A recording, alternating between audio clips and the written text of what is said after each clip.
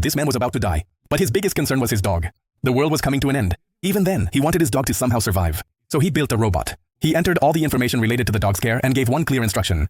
If Finch dies, the dog's safety will be the first priority. Now only one thing was left: giving the robot eyes. Finch looked at the robot, then at his dog. The dog got excited, thinking maybe they were going out to get supplies again. But the very next moment, Finch took out the cameras from his own eyes and installed them in the robot. Luckily, there was one extra camera left, so now the dog had a robot companion with 11 eyes. To escape the scorching sun, Finch set out towards San Francisco. But soon, a fierce storm appeared on the way. Finch increased the speed of the vehicle, but the storm was even faster than that.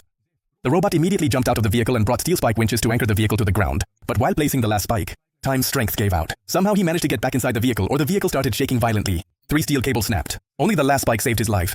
The storm subsided, but one tire had burst. The good thing was that Jeff had a spare tire, but the problem was that Finch didn't have a jack. Finch was about to give up when Jeff lifted the entire vehicle with his strength and jokingly asked, "It's not too heavy, is it?"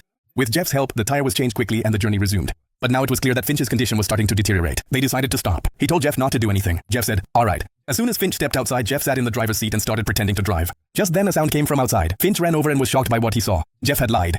It seemed as if he had lost the ability to think for himself.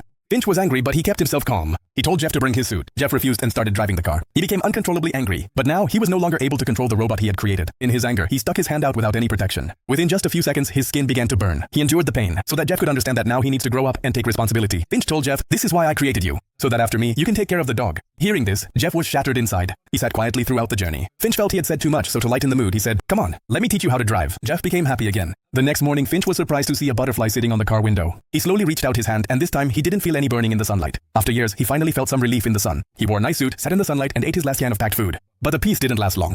The coughing up of blood started again.